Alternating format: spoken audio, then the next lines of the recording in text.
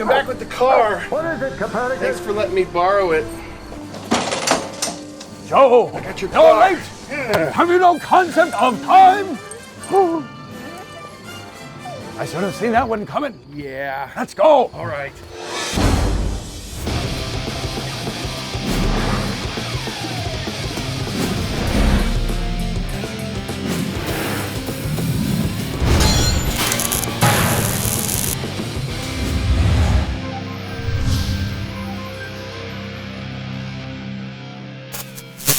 Hey, back from Future fans, I'm Joe Walser, and we're back in the man cave where there's no concept of time, which is a really good thing because it's going to take the team and I 129 more weeks to assemble this amazing DeLorean Time Machine model by Eaglemoss.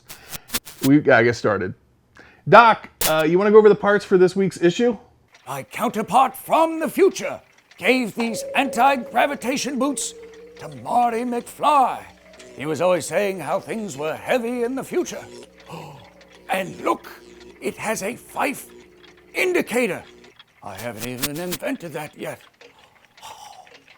Unbelievable.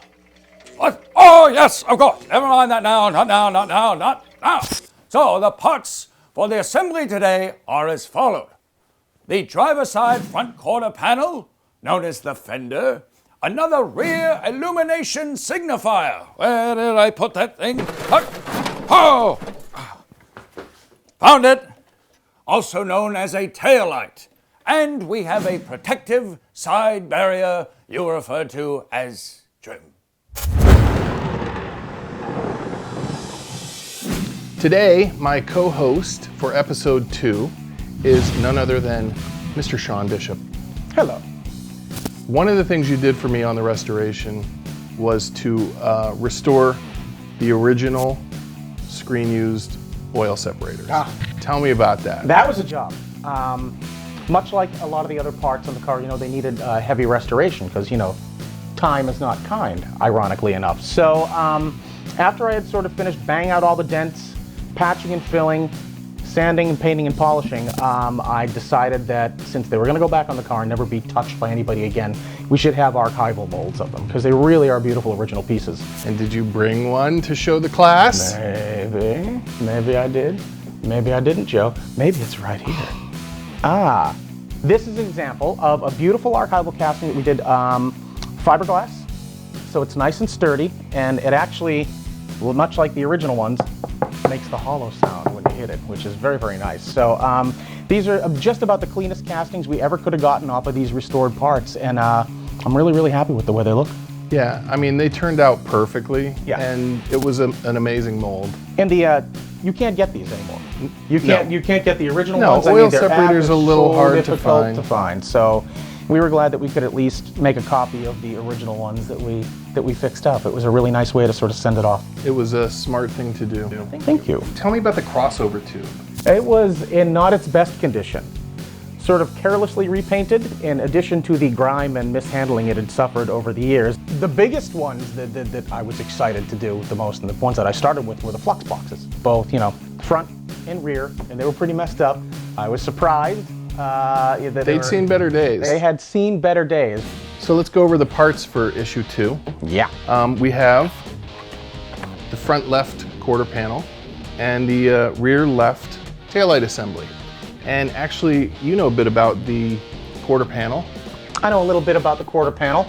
Anybody who's ever built a DeLorean Time Machine replica or even owned a DeLorean knows about that quarter panel because it's the hardest piece to find.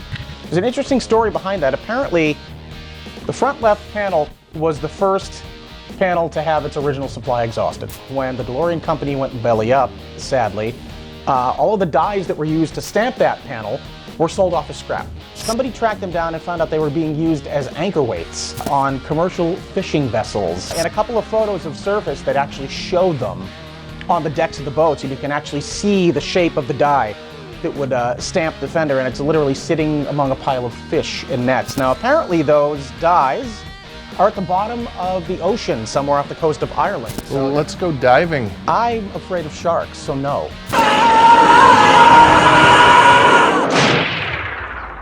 I will be eaten instead. I'm quite sure of it. So you can go diving in the Irish Ocean, but I'm going to stay here on dry land like the big wuss that I am.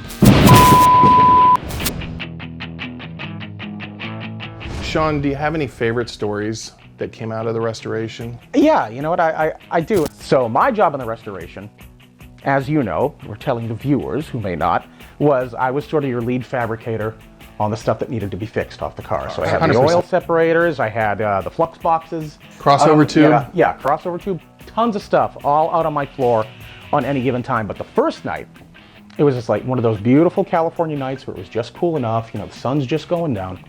And because I'm super nerdy, is I've got all these A-car parts spread out on the floor, I put on the Back to the Future soundtrack.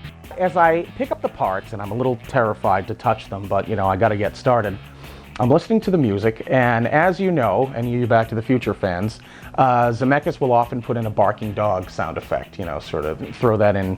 For realism. Yeah, for realism. So we have a dog-heavy neighborhood, but it was one of those perfect accidental sound cues that happened. I was listening to it and just beginning the build. At the right perfect point in the music where the dog is supposed to bark, the neighbor's dog just went out in the background. It was distant enough that it was just perfect. Super zen. And I absolutely took that as a sign from the universe that I better get my ass to work because they weren't going to fix themselves. To begin. Yeah.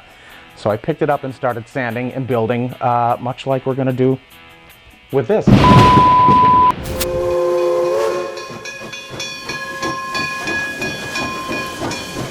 I've always been a fan of Back to the Future, the Back to the Future trilogy.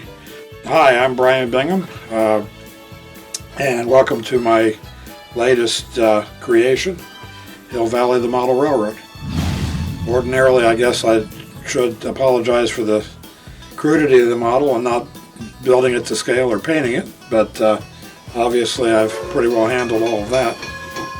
Started in the late spring of 2005, so it's just been 12 years. Obviously we have a number of buildings that are in direct reference from the town theater that Marty crashes the time machine into at the end of the first film.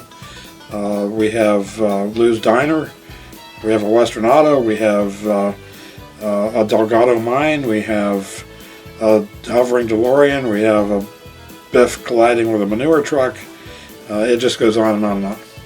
Like I say, if you can't pull it to 88 miles an hour, maybe you can push it. And there's Doc and Marty and Clara off, heading back to 1985.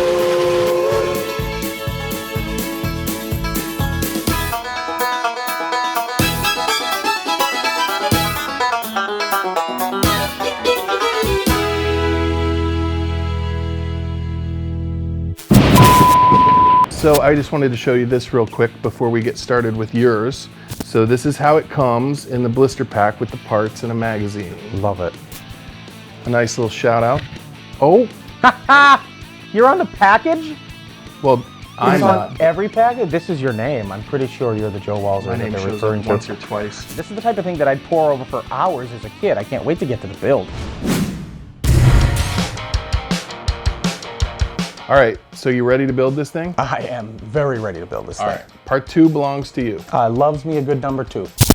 This is easily one of the most gorgeous models I've ever seen in my life. I can't believe the engineering putting this together. They really did an incredible job. I'm going to start with the first piece of trim. There we go. Goes in from the back. You can see it's nice and clean. Here we go. Second piece of trim. Very exciting. All the trim is on, very nice. The screws are teensy, so to those of you building, if you have giant fleshy hands like me, it'll be a little bit difficult. Aside from the fact that the engine doesn't run, you're actually building a car piece by piece. Yeah, but I mean, it's not exactly a model, and it's definitely not a toy. Dude, and I don't know if you can see it on camera, but there's a grain running down it, just like the stainless on the DeLorean. It looks like they grained it. So now, for all intents and purposes, I think this piece is done. That was an easy That build. was an easy build. That was way easier than the A car. Gorgeous. Yeah, it was actually. Yeah. So the screws are about the same size. We got the bezel here, and we got the snappy pieces that go in. So I'm gonna see if we can't do this really quick. Now I know this last piece Last piece. has a very tiny little DMC logo on it. It is almost infinitesimal in size. You can barely see it, but yes, it does. Before we screw that in, I just want to do a little comparison. This one, as you can see, should have orange segments like that one. It does not. But some of the earlier taillights, only the left side, actually. Oh, no. You never see this on the right side, but a few of them escaped the factory without the UV coating, and over time faded. There goes the orange. It's gone. All gone away. No more orange. Well, All right, so you ready to add that part to the part Rob built? I certainly am. Now we should, if the modeling gods are kind, they should. There we go. Yep, she's in. Look at that.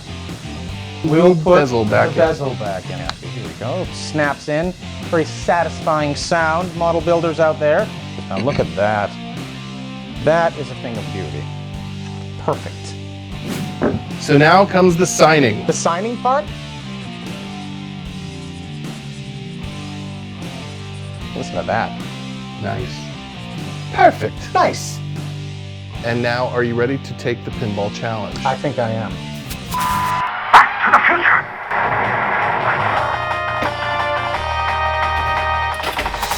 Okay, here's the rules. So you're gonna play against all future co-hosts. Got it. A standard 3-ball game. right. No warm-ups. Dude. Are you ready? Yeah, I'm ready to suck. That's awesome. There we go.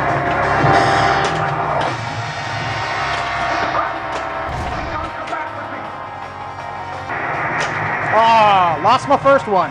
Here we go.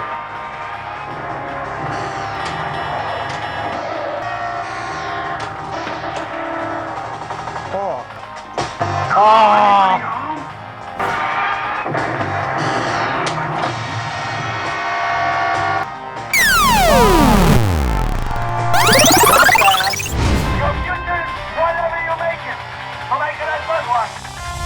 How do you think you did? I have no point of reference. Well, I do.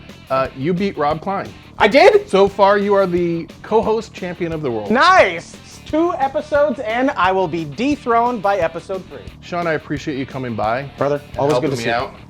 And we're definitely going to have you back in the Excellent. future. I will be there. Nice. In the future. Right.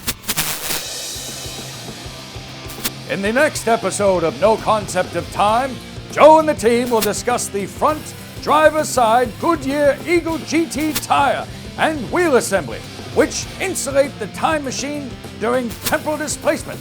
Plus, my future self likes the way they look.